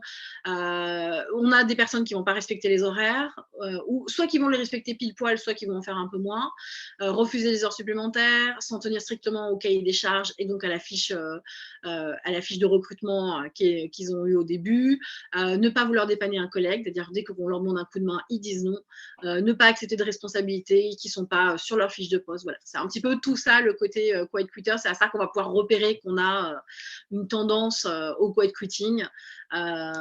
Et ça, c'est quand même une tendance qui est assez mondiale, de toute manière. On l'a vu arriver. Aux États-Unis, c'est 50% de la main-d'œuvre américaine qui se dit démissionnaire silencieuse. Donc, c'est quand même un gros problème. L'engagement des Américains a encore reculé au travail. Avant, ils étaient de 32% et maintenant, ils sont à 18% à être vraiment à être désengagés. Donc, c'est quand même pas rien. Et c'est pareil, hein, si vous allez sur TikTok, vous allez voir un petit peu tous les messages virulents là-dessus qui génèrent à chaque fois des millions de vues, des millions de commentaires sur l'engagement ou le désengagement au travail. Donc, c'est quand même assez faux. Parmi les plus touchés, c'est quand même souvent la génération Z ou les fameux millennials qui sont les plus touchés. Résoudre la crise, bah, ça va être l'importance, comme on disait, de l'importance du management, communiquer sur le sens du travail, les feedbacks. On a une génération, alors ça c'est quelque chose qui va pouvoir se partager dans toutes les générations. On a une génération qui a vécu avec les réseaux sociaux et qui, du coup, a l'habitude d'avoir un retour tout de suite. C'est-à-dire que quand un jeune va poster une photo sur TikTok, sur Insta, quoi que ce soit, il est à la recherche d'un like, d'un commentaire. Et donc, c'est ce qu'il va regarder. C'est le feedback qu'il recherche. Donc, c'est un retour immédiat. Là où nous, si on n'était pas, on passait pas notre vie sur les réseaux sociaux à l'époque, hein, on les avait pas forcément tous d'ailleurs. Et le feedback, dans l'entreprise, c'était on fait un point annuel. C'était les fameux entretiens annuels. C'est à ce moment-là qu'on avait un feedback avec notre manager. Qu'est-ce qui va pas, comment on peut améliorer. Sauf que cette génération est habituée au feedback beaucoup plus permanent. Et donc, elle va être en demande de feedback beaucoup plus permanent. Et donc, en ça, il va y avoir cette différence-là. On n'attend plus l'entretien annuel. C'est un feedback tous les jours, toutes les semaines, tous les mois. C'est qu'est-ce qui va pas, comment je peux m'améliorer, sur quoi je dois progresser. Et ils sont en attente de ça. Et en fait, c'est ce qui va provoquer très souvent le désengagement. C'est-à-dire que comme ils n'ont pas le feedback tout de suite, ils n'ont peut-être pas osé le demander, le manager n'a peut-être pas pensé à leur donner, et ils vont se désengager de plus en plus. Et jusqu'au moment où ça va mal finir forcément entre la relation entre employeur et employé. Et donc, il y a ça aussi, c'est toujours quel est le besoin de l'autre, quel que soit son âge. Est-ce qu'il a besoin d'un feedback? Est-ce qu'il a besoin que je lui fasse confiance? Est-ce qu'il a besoin que je lui fasse un retour en disant qu'il ait de la reconnaissance? J'ai bien aimé ton travail, c'était cool, merci, bravo, ce genre de choses. Se faire respecter, c'est-à-dire que quand il partage une idée, qu'il soit aussi valorisé. Est-ce qu'on a un collaborateur qui a besoin d'être formé? Est-ce qu'on a un collaborateur qui a besoin de temps? On parle aujourd'hui beaucoup d'équilibre et on intègre beaucoup de choses d'un point de vue RH qui sont de la sphère privée et qui rentrent dans la sphère professionnelle. Et est-ce que c'est de ça aussi dont les employés ont de plus en plus besoin? Donc ça aussi, c'est des questions qu'il va falloir arriver et mettre sur la table parce qu'aujourd'hui, très clairement, c'est c'est pas simplement le quiet quitting ou tout ce qui va avec. C'est pas juste une philosophie de vie, c'est une philosophie de travail. Et comme je disais, ça concerne vraiment toutes les générations. Parce qu'aujourd'hui, elles n'ont pas envie de prendre, enfin, la génération Z, en tout cas, elle n'a pas envie de prendre de risques, elle n'a pas peur de quitter un emploi ou de rester de manière discrète avec le quiet quitting. Mais ça se génère ça se développe dans toutes les générations. Parce qu'aujourd'hui, toutes les générations ont envie, sont à la recherche d'équilibre, comprennent qu'il y a un enjeu derrière cet équilibre. Et ça, c'est vraiment, pour le coup, c'est ce qu'il y a de plus important. Après, est-ce que c'est vraiment nouveau ? Je sais pas, parce que finalement, c'est souvent quelque chose c'est un nouveau terme. Alors, le quiet quitting, finalement, c'est l'abandon silencieux, si on peut dire comme ça. C'est un vieux comportement. En gros, c'est un départ de l'entreprise parce que la personne n'a plus trop envie de s'y engager, ne se sent pas impliquée, mais ça vient aussi du fait peut-être que la relation avec le management n'a pas été si forte que ça et si importante que ça. En gros, c'est mon entreprise ne me convient plus, la relation avec mon manager ne me convient plus, je vais simplement voir ailleurs. J'en fais un peu moins en attendant d'aller voir ailleurs. Et finalement, c'est quelque chose qui a toujours existé. C'est juste qu'aujourd'hui, on met des mots dessus. C'est juste qu'aujourd'hui, ça se propage un petit peu plus dessus, un peu plus parce que les réseaux sociaux, on communique énormément dessus, on lit beaucoup d'articles là-dessus, et donc on en parle beaucoup plus. Peut-être qu'avant, on en parlait un peu moins, on communiquait un peu moins sur les choses, et donc du coup, on voyait un peu moins les choses arriver. Sauf qu'aujourd'hui, maintenant, on a mis les projets dessus, et donc tout le monde en entend parler. Mais ça permet aussi de se reposer plein de questions. Et donc, en quoi ça va changer un peu les habitudes RH ? Ça va notamment, pour une entreprise, ce qui va être intéressant, ça va être de mettre en place des programmes de satisfaction au travail, donc d'aller interroger régulièrement les collaborateurs pour savoir comment ils se sentent, quelles sont leurs préoccupations, quelles sont les suggestions qu'elles pourraient faire. Alors, on avait déjà les boîtes à idées autrefois. L'idée, c'est de pouvoir interroger plus régulièrement et de vraiment écouter les collaborateurs plus souvent, se dire que peut-être ils ont des bonnes idées aussi à proposer. Surveiller les indicateurs clés de performance, ça reste aussi important. Pourquoi ? Parce que les entreprises vont pouvoir surveiller, en surveillant les indicateurs de performance, on va aussi voir s'il y a un problème d'engagement des collaborateurs, s'il y a un problème de motivation. Et l'idée, c'est de pouvoir repérer et de pouvoir anticiper en amont des problèmes avant qu'ils se transforment en véritable problème RH de vraies démissions, de licenciements qui ont un coût aussi financier pour l'entreprise, c'est de pouvoir anticiper les problèmes. Encourager la communication, ça je pourrais jamais le dire assez, c'est notamment arriver à mettre des mots sur les besoins des collaborateurs, qu'est-ce qu'ils ont envie, qu'est-ce qu'ils sont prêts à faire. Mais la communication, c'est aussi l'autre sens, c'est-à-dire que l'entreprise doit aussi communiquer sur elle, ses intentions, sa manière de se développer, ses besoins. C'est pas juste écouter les attentes de l'employé, c'est aussi écouter les attentes de l'entreprise. Et c'est aussi éduquer à ça, c'est-à-dire que quand on va travailler pour une entreprise, on va pas travailler pour une entreprise qui doit gagner de l'argent. Il faut être d'accord avec ce principe qui est juste logique, sinon on va faire de l'associatif. Et donc, dès lors qu'on travaille pour une entreprise qui va gagner de l'argent, c'est comment je contribue à ça, comment j'accompagne l'entreprise tout en respectant mes valeurs, c'est-à-dire que je suis OK pour faire gagner de l'entreprise, pour faire gagner de l'argent à l'entreprise. Et comment l'entreprise va me remercier de lui avoir fait gagner de l'argent à travers le salaire, à travers des avantages, à travers plein d'autres choses. Offrir des opportunités de développement professionnel. On est toujours sur cette partie formation, de voir comment les collaborateurs peuvent évoluer, mais sauf que on a toujours vu l'évolution, enfin la progression ou la formation comme étant il faut évoluer vers le haut. Sauf qu'aujourd'hui, vous avez quand même beaucoup de salariés, d'employés qui veulent évoluer, mais pas forcément en prenant des responsabilités, mais qui veulent peut-être goûter à d'autres choses dans l'entreprise, peut-être découvrir un nouveau métier et se laisser tenter par d'autres choses. Et donc, ça peut être ça aussi, un des enjeux RH pour demain, c'est de se dire, on va penser la carrière des collaborateurs, non pas forcément dans une trajectoire qui doit grimper, mais dans une trajectoire qui va leur convenir, qui va convenir à l'entreprise et qui va convenir aux salariés. On est toujours dans une relation win-win, de toute manière, dans l'entreprise. Et l'objectif, c'est de dire, OK, peut-être que dans un autre service, j'ai besoin des compétences qu'a mon collaborateur aujourd'hui. Ou peut-être qu'il peut changer de rôle dans l'entreprise et qu'il va pouvoir nous accompagner sur ce point-là, plutôt que de chercher forcément à le faire grimper. Tout le monde n'a pas envie de ça. Mettre en place des politiques de gestion des talents, bon, ça, c'est les gros sujets en entreprise, mais c'est aussi se dire, OK, comment je recrute, comment j'intègre, est-ce que j'ai une manière de gérer un peu les hauts potentiels et de comment j'arrive à les maintenir dans l'entreprise. Est-ce que j'offre des avantages sociaux ou des avantages salariales qui sont pertinents dans l'entreprise? Est-ce que c'est compétitif? Et ça, le côté, est-ce que les salaires sont compétitifs aujourd'hui? Bah, la réponse, clairement, les entreprises doivent faire des efforts là-dessus.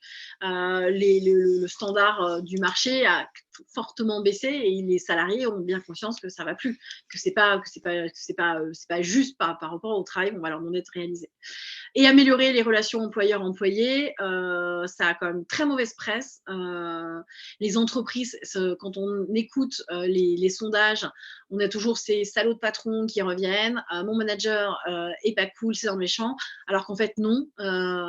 L'entreprise doit améliorer sa culture de la transparence, sa culture de la confiance. Et j'ai envie de dire, il faut vraiment remettre du respect et de la confiance et de la reconnaissance au travail. Même si beaucoup disent que c'est pas ce qu'ils recherchent, malgré tout, c'est quand même important. Quand on dit simplement merci, bravo à un collègue, eh ben, on va booster sa confiance en soi, enfin sa confiance en lui. Et si on lui donne un peu plus de responsabilité, si on lui donne de l'autonomie, eh ben, il faut montrer qu'on a confiance en lui. Et ça, c'est des choses qui sont vraiment importantes. Et encourager toute cette collaboration, tous ces échanges les uns avec les autres, c'est essentiel. Il existe plein de petites choses à mettre en place en entreprise pour améliorer la manière de travailler ensemble et la manière de se dire les choses en entreprise. C'est-à-dire qu'aujourd'hui, la communication, elle est un peu bridée très souvent en entreprise et on n'ose plus trop se dire les choses comme avant. Et on a quand même une génération, je reviens toujours sur cette jeune génération, qui, elle, n'est pas bridée. Je repensais à l'éducation de l'enfant roi, ils disent les choses comme ils les pensent. Et donc, il faut aussi être en capacité de les entendre et de réagir par rapport à ça. Mais être aussi en capacité de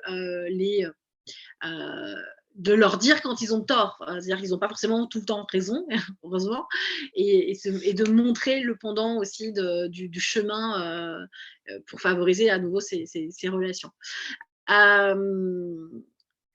Si je devais résumer, ce serait que c'est une chance, en fait, le quiet quitting, parce que ça va permettre de remettre à plat énormément de choses dans l'entreprise. Ça va permettre au RH de se remobiliser et de montrer à quel point un RH est important dans une entreprise parce qu'il va devoir mettre en place plein de choses. Ça va aussi remettre au cœur de l'entreprise le rôle du manager et du management, qui est souvent un peu brimé et bridé, alors qu'en fait, c'est un rôle qui est juste passionnant dans une entreprise. Et ça va permettre à chacun de retrouver sa place dans le respect des uns et des autres. Et ça, c'est pour le coup, pour moi, en tout cas, très, très important. On verra quelle sera la nouvelle tendance après le quiet quitting. J'ai entendu parler d'un quiet fying, mais ce n'est pas forcément le pendant. Mais bon, affaire à suivre, j'ai envie de dire, dans les prochains webinars pour trouver les prochaines tendances. N'hésitez pas, si vous avez des petites questions, Alicia. Quel peut être, selon vous, le rôle des écoles d'enseignement supérieur dans la sensibilisation au sujet du quiet quitting? Un rôle important, à mon sens. Hop, je vais juste arrêter le partage pour tous vous retrouver. Pour moi, c'est un rôle ultra important parce que école supérieure, mais comme l'enseignement au collège, lycée, c'est sensibiliser au fait que on va attendre forcément des choses dans l'entreprise et que c'est légitime qu'une entreprise ait des attentes quand elle recrute quelqu'un. Et donc, c'est aussi expliquer que c'est normal, enfin, en soi, c'est normal de faire, quand on est payé 35 heures, c'est normal de faire 35 heures et de ne pas chercher à en faire plus. Donc, il y a le côté apprendre à avoir le bon dosage, c'est-à-dire que l'entreprise va avoir des attentes et que de temps en temps, quand l'entreprise a des attentes un peu plus fortes, si elles sont expliquées, si elles sont justifiées et si elles sont acceptées par le collaborateur, elles sont légitimes. Ça veut dire qu'à un moment donné, quand on va vous demander de faire un effort sur un dossier ou sur des missions, négociation, c'est discuter avec le management et il y a, entre guillemets, une contrepartie à un moment donné. C'est-à-dire que si j'en fais un peu plus sur quelque chose, j'ai discuté avec mon management qui sait qu'il y aura telle contrepartie derrière. Peut-être que j'aurai droit à des congés en plus, peut-être que j'ai droit à des heures supplémentaires en plus, peut-être que je vais évoluer en termes de rémunération. Il y a une contrepartie forcément. Et cette contrepartie, elle doit être légitime. Et donc, il faut éduquer aussi à ça, tant d'un point de vue des collaborateurs que d'un point de vue des entreprises. Et après, sensibiliser au quiet quitting, je pense qu'ils sont déjà très bien sensibilisés, les jeunes.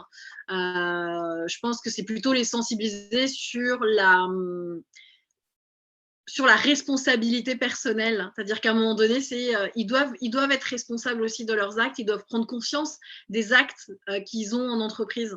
Et là où, à la rigueur, je mettrais plus le bémol dans les enseignements supérieurs, c'est sur le savoir-être. Le savoir-être qui n'est pas forcément toujours à la hauteur quand ils arrivent en entreprise, une attitude qui n'est pas forcément positive et qui ne correspond pas au code de l'entreprise. Et ça, souvent, ce n'est pas assez enseigné pour le coup dans les écoles. Et ça, c'est quelque chose qui pourrait être plus travaillé par rapport au quiet quitting, en tout cas. N'hésitez pas à réagir par rapport à ce que je dis. Vous avez le droit de ne pas être d'accord. Amélie, moi j'avais une question, alors je la pose à l'oral, voilà, du coup j'ai allumé ma caméra. D'abord, un grand merci parce que c'est hyper riche d'avoir plein de chiffres et de savoir aussi ce qui se passe à l'étranger et d'avoir des chercheurs qui ont étudié le sujet. Donc voilà, je pense que c'est un sujet ultra délicat, voire dramatique en entreprise.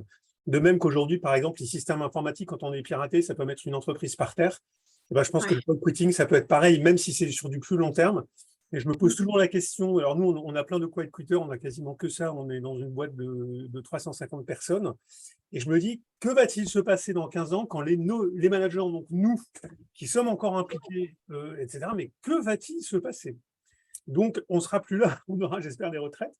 Mais voilà. Et en fait, je trouve que c'est un sujet qui est intéressant parce qu'en fait, il touche à plein de sujets connexes. En fait, il est le résultant de plein de sujets connexes. Par exemple, tu l'as cité, l'éducation avec l'enfant roi. Un enfant roi en entreprise, si c'est possible, oui, parce qu'on n'a pas le choix, mais c'est épouvantable. Et surtout, un sujet majeur, parce que le quiet quitting, il est à la fois chez les jeunes, mais aussi, je pense à nos générations, un sujet absolument majeur, qui est l'ambiance en entreprise, le management. Et en fait, moi, je suis pas mal en conflit avec les jeunes générations sur ce sujet, aussi bien à titre privé que dans l'entreprise. Et il y a un truc fondamental, c'est que c'est la résultante de patrons qui ont fait n'importe quoi, qui ont pensé qu'à gagner des sous, qui ont mal managé. Tu as parlé de la confiance. Enfin, aujourd'hui, ça paraît en tout cas une évidence pour plein de gens comme moi ou comme d'autres, mais pendant des années, c'était à la schlag, etc. Donc, on comprend que les jeunes n'ont pas envie d'être comme ça. Et donc, je crois que c'est la résultante de tout ça. Donc, un espèce de mot MAUX qui est là-dedans et puis en fait qui donne ça. Donc, moi, je ne suis pas ultra optimiste.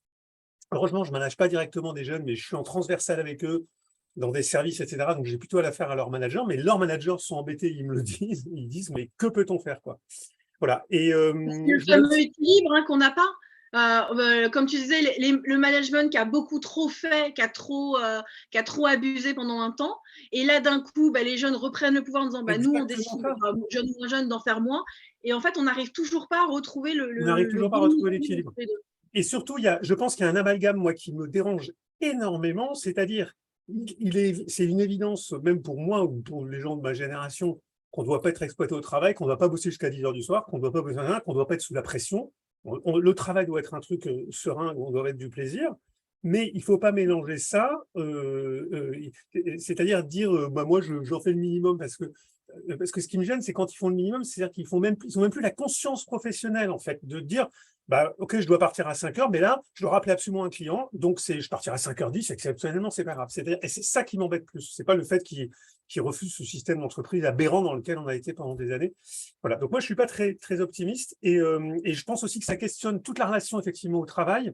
Et c'est intéressant parce que c'est un sujet qui est en train de surgir à l'occasion de la réforme des retraites. Il commence à y avoir des articles dans les journaux sur, mais en fait, c'est quoi le problème des Français avec le travail, quoi?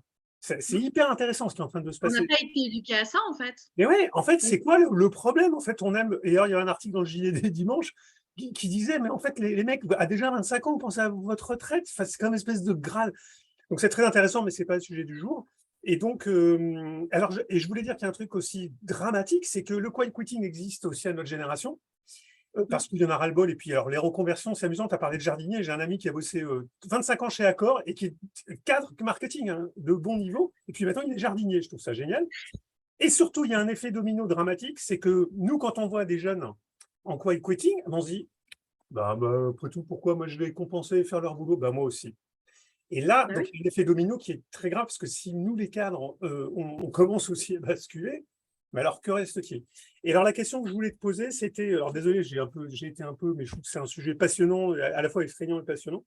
Et ce que je voulais te demander, c'était, est-ce que tu interviens en entreprise, justement, je crois que tu l'as dit au début, mais pour accompagner, tu fais des formations auprès des cadres, sur comment arriver à solutionner ce truc, parce qu'à un moment, il faut quand même trouver la solution.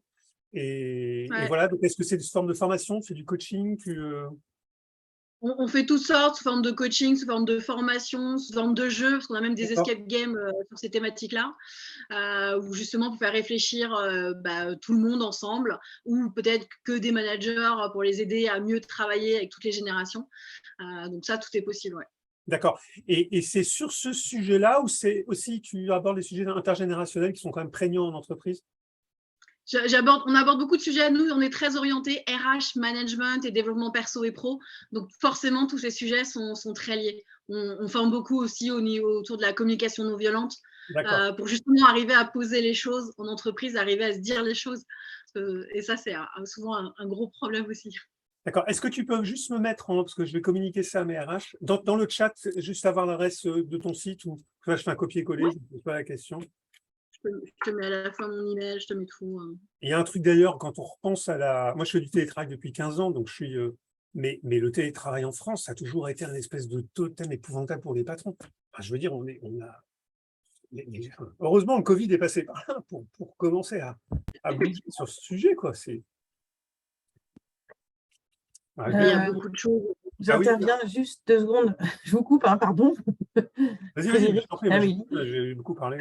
Amélie, tu peux retrouver, donc là, elle a mis ses coordonnées, mais ça, vous pouvez les retrouver parce qu'Amélie intervient beaucoup, elle fait beaucoup de webinaires, donc on en a pas mal qui sont prévus jusqu'à le mois de mai.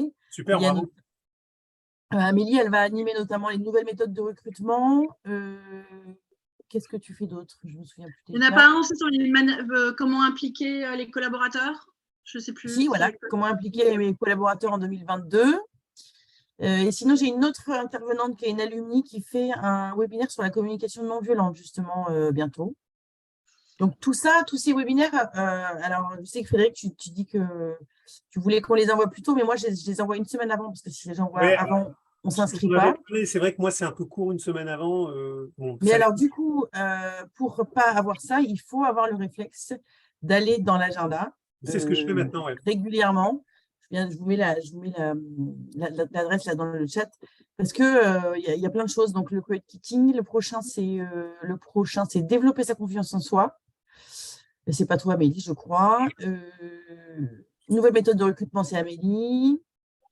Développer une communication authentique et constructive. Donc c'est ça, ce que tu disais Frédéric, donc la communication positive.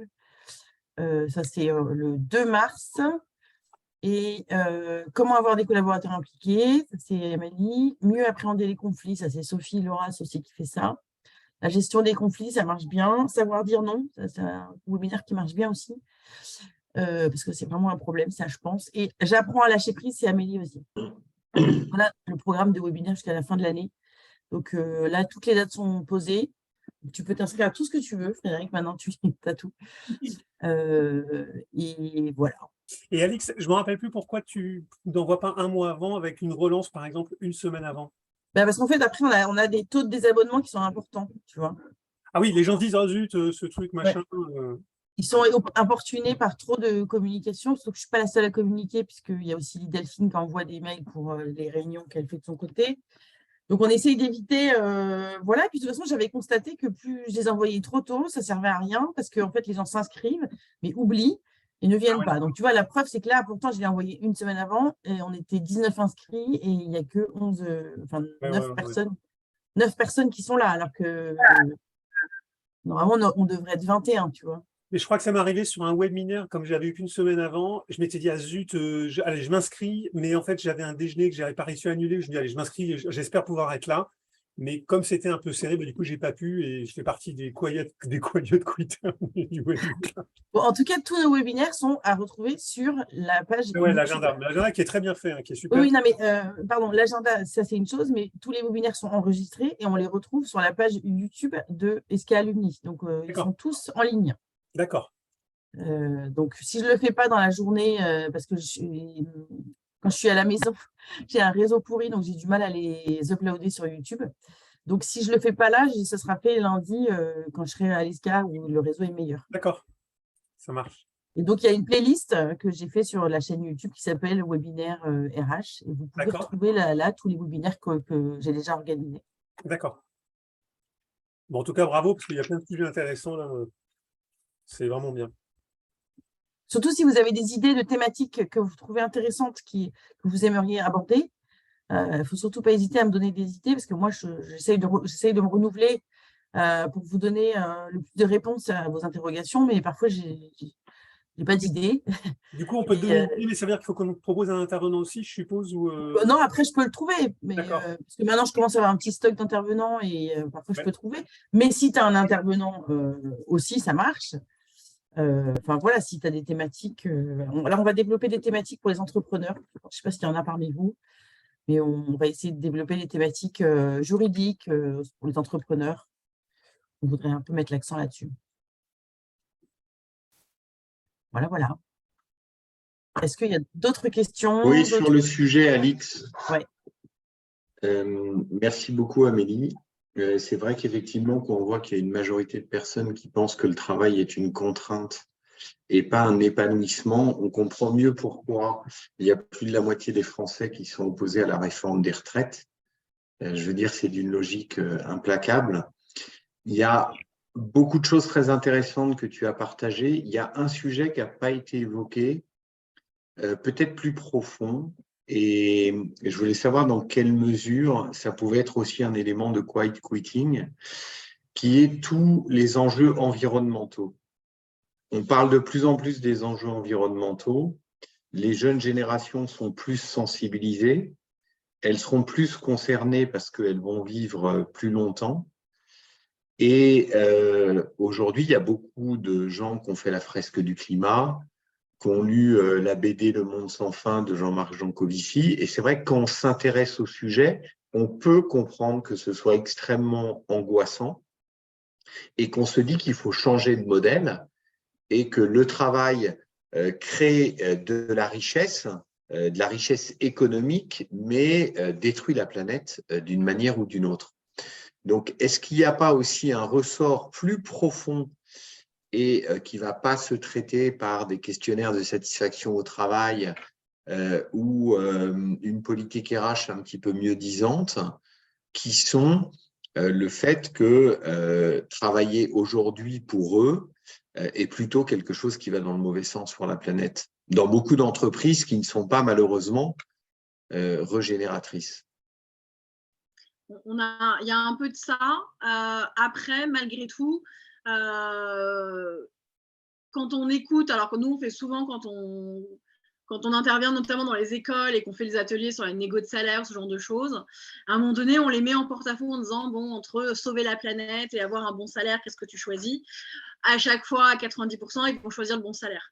Donc même quand je leur dis mais ça va tuer tous les koalas d'Australie si tu prends ce job, ils me disent non mais c'est pas grave, les koalas c'est pas bien méchant. Donc on a quand même toujours un peu ce côté, est-ce que ces jeunes qui veulent prendre soin de la planète, c'est à quel âge?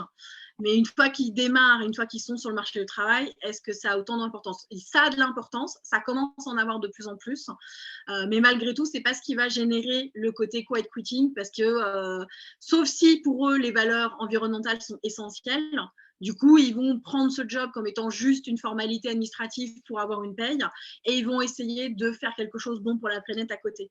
Mais sinon, la plupart des quiet quitters, c'est pas forcément pour une question environnementale qui sont quiet quitters, c'est vraiment plus pour une raison de confiance, de respect, je me retrouve pas, j'ai pas envie de faire comme mes parents, donc c'est plus en étant dans le refus de ce qu'ils ont déjà vu que par rapport à ce qu'ils aimeraient avoir demain ou après-demain pour la planète. Et quand ils quittent, on a quand même on a aussi une grosse part de génération qui va se lancer en solopreneur. Et c'est pas pour autant qu'ils vont sauver la planète en étant solopreneur. Donc, ils produisent aussi des choses qui génèrent des dépenses et donc des mauvaises choses pour la planète et l'environnement. Donc, c'était pas forcément la première chose qui leur vient en tête, en tout cas dans les raisons. Mais peut-être que c'est des raisons profondes qui sont pas encore exprimées. C'est possible. Oui, je pense que c'est une lame de fond et on est sur des sujets effectivement qui prennent beaucoup plus de temps. Après, il y a quelque chose que j'ai trouvé très intéressant. Tu dis, en fait, tous les jeunes, ils sont habitués à poster, à avoir un like, il y a une culture d'immédiateté. Ouais. Et récemment, il y a des jeunes qui m'ont dit, en fait, ce qu'on attend aussi de notre manager, c'est deux choses. D'abord, qu'ils prennent la parole pour communiquer le sens, l'intérêt pour nous, comment ça va se passer concrètement. Et aujourd'hui, il suffit de regarder LinkedIn, il y a quand même une majorité de dirigeants qui sont sûrement très brillants, mais qui ne sont pas du tout inspirants dans leur prise de parole. Et le temps et les moyens accordés par les entreprises à ces sujets-là me paraît vraiment ridicule. Et ça, c'est un enjeu. Le deuxième, c'est l'aide à la priorisation. Il y a des jeunes qui disent, mais moi, ce que j'attends de mon manager, c'est qu'il m'aide à prioriser parce qu'on voit bien qu'ils travaillent trop, mais ils n'arrivent pas à décrocher, en fait, à ne pas traiter de mail le soir, le week-end, etc. Donc, c'est sûr que ça donne l'impression, quand on ne déconnecte pas, de travailler H24. Et pour le coup, c'est peut-être ce qui permettait à d'autres générations, à l'époque où on n'était pas autant sollicité, où on n'avait pas autant, on va dire, de stimulus entrants non sollicités volontairement, d'être très efficace pendant 50 ou 60 heures, mais effectivement, le soir et le week-end notamment, de faire complètement autre chose. Donc, je pense que l'enjeu de la bonne prise de parole des dirigeants, prise de parole inspirante, motivante, elle est au cœur du sujet et que, comme tu le disais, l'aide à la priorisation avec du feedback régulier, plutôt que de remplir des formulaires une fois par an d'entretien professionnel qui sont maintenant obligatoires, mais qui deviennent plus une tâche administrative que… Ce qui est dommage, parce qu'en soi, l'entretien annuel peut être passionnant et peut être révélateur de plein de choses. Bien sûr. En fait, pendant des années, on a mis en place des process et des outils RH qui n'ont pas été à la hauteur. Et aujourd'hui, on commence à se rendre compte que si on faisait les choses avec… Moi, je parle souvent de… Alors, sur les réseaux, on entend beaucoup le terme bienveillance. Moi, j'en ai un peu marre de ce mot-là. J'ai plutôt envie de dire qu'il faut qu'on revienne au bon sens paysan.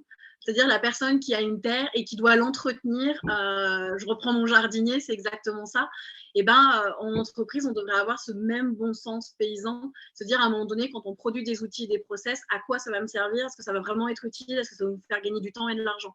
Et ça c'est en ça que c'est essentiel de se reposer les bonnes questions.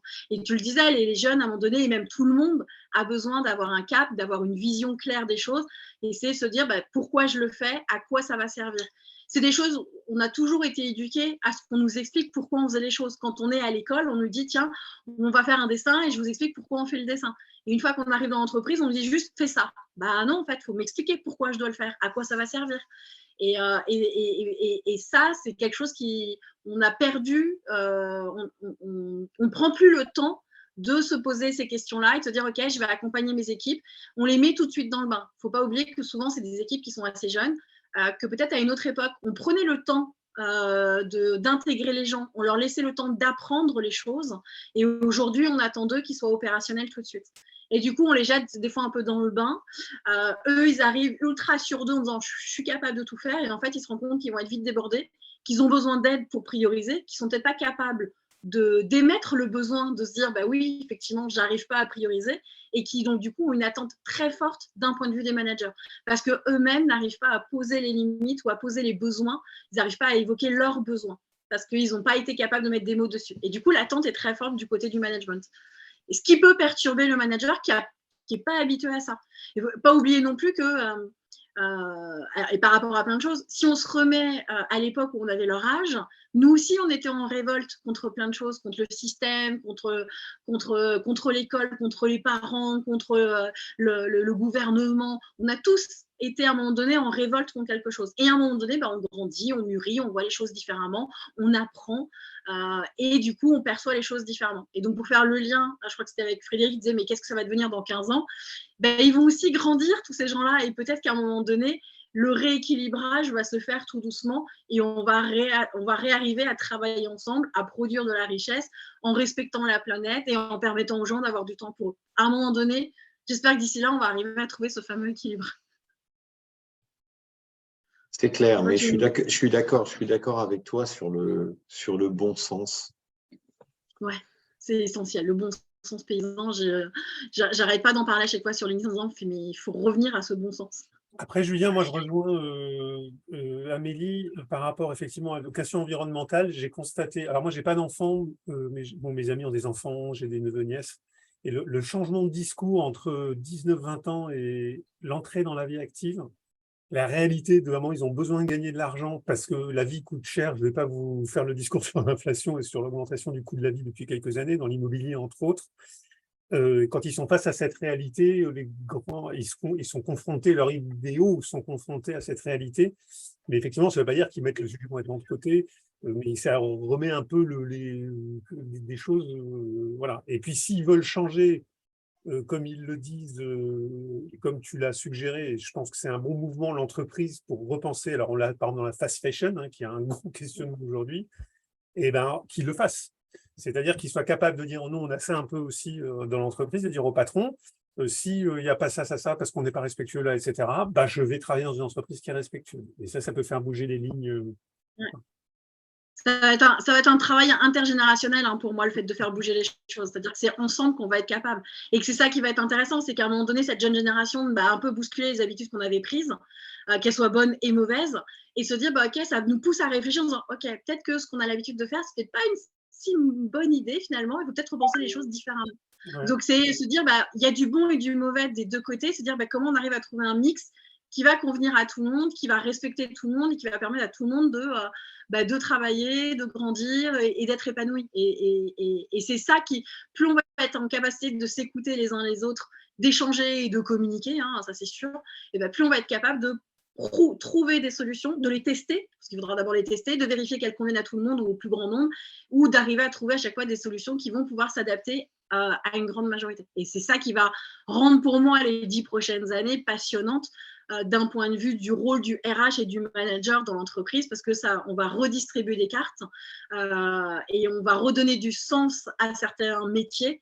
Quand on va sur LinkedIn, normalement le métier RH c'est toujours le métier le plus détesté dans l'entreprise, alors que pourtant il est juste passionnant et qu'il est essentiel et que ça va permettre de redonner du sens à certains métiers qui ont été dévalorisés. Et donc ça c'est pour moi des challenges qui vont être juste incroyables.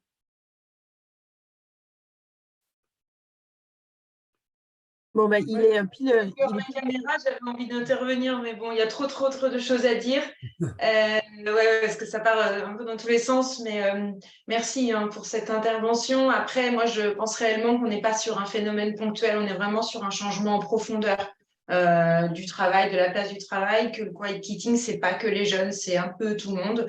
Après, cette histoire de jeunes générations, je pense qu'ils sont à la fois très paradoxales, parce que pour eux, l'entreprise, ils ont des attentes très sociétales, en fait. Il faut qu'elles soient politiques, il faut qu'elles soient écologiques. Enfin, on mélange un peu les genres et c'est super, mais au final, de temps en temps, j'ai l'impression qu'ils ont perdu l'essence même de l'entreprise, qui est de faire du chiffre, de vendre, et ils sont complètement décorrélés de la réalité. Donc là, ça interpelle. Et voilà. Ensuite, c'est intéressant de critiquer l'entreprise, mais en quoi il y a des apports de solutions, c'est là où moi aussi ça me dérange, parce que on a eu la rébellion, nous aussi, nous, dans les générations précédentes, mais quelles sont les solutions qui sont proposées à aujourd'hui? Là, je suis un peu plus on sèche un peu.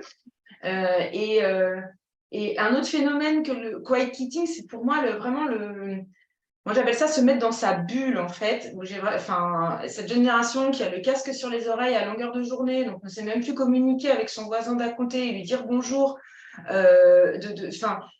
Ok, c'est sympa le virtuel, mais mine de rien, on perd en aisance quand même d'échange et du coup en qualité de réflexion et donc de solution.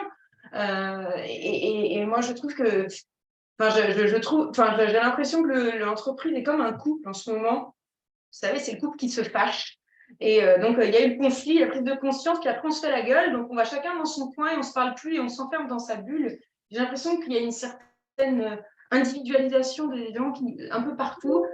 On n'a pas la solution si chacun reste dans son coin et planqué, soit derrière son écran, soit avec son casque, son machin. Enfin, il n'y a plus l'échange et c'est en ça où on va trouver de moins en moins de sens au travail si on n'a plus la relation humaine, en fait, au quotidien. Donc, il y a beaucoup de niveaux à travailler. Enfin, voilà, je suis passionnée par ce sujet et je pense que véritablement, il faut remettre de la communication, de l'échange intergénérationnel et peut-être repenser vraiment. Moi, je pense qu'il faut repenser le travail en profondeur pour intégrer les besoins de ces jeunes, mais encore faut-il qu'ils nous les communiquent clairement et qu'il y a une réalité de la vie aussi. Il faut qu'on est dans la vie, quoi, aussi. Donc, voilà. L'importance du rééquilibrage, hein, d'arriver à retrouver, enfin à trouver, c'est même pas à retrouver, c'est trouver l'équilibre qui convient, qu'on n'a pas réussi à mettre en place jusqu'à présent. Donc c'est perdre les mauvaises habitudes qu'on a eues pendant des générations, de tout fixer sur le travail et de se dire bah ouais, finalement accorder du temps aussi à la vie de tous les jours, c'est ultra important et c'est comment on arrive à remonter ça. Donc ça, c'est des sujets passionnants. Ok, donc on passe d'un extrême à l'autre, c'est bien pour remettre le curseur au milieu avec un bon sens terrien qui va être inévitable, c'est clair. Alors, merci. On va peut-être clôturer là parce qu'il est 14h03. Donc, on essaie de terminer à l'heure. Moi, je fais toujours le maître des horloges avec Amélie. Oui, elle dépasse toujours. Voilà, sauf si vraiment il y a des questions. En tout cas, je suis contente d'avoir accueilli Alicia parmi nos participantes, puisque Alicia fait partie du personnel de l'ESCA et s'occupe de la pédagogie à l'ESCA. Donc, ça montre que nos profs s'intéressent à ces sujets-là pour nos étudiants. Moi, j'ai une fille, pour vous donner un exemple, j'ai une fille qui est en Master RH à l'ESCA et justement, je trouve que si elle n'a pas cette notion de career kitting qui est abordée dans son cursus, je pense que ce serait un manque parce que, comme dit Muriel, effectivement, je pense que ce n'est pas un phénomène passager et que s'ils n'ont pas cette notion-là, ça va être un problème. Et comme dit Amélie, vu que les fonctions RH vont être, à mon avis, aussi de plus en plus importantes au sein des entreprises, et voilà, j'espère que l'ESCA va bien aborder ces sujets-là aussi dans les cours, notamment de RH. Voilà, c'était juste une petite parenthèse. Voilà, en tout cas, merci Alicia d'être venue. Si tu veux venir, il ne faut pas hésiter à venir à tous les autres. On est heureux d'accueillir des profs et des permanents de l'ESCA. Voilà. Salut tout le monde, à bientôt. Et puis, n'hésitez pas à aller vous inscrire allez voir dans l'agenda. À plus. Salut. Merci Alix. Merci Amélie. Bon après-midi. Bonne journée à tous.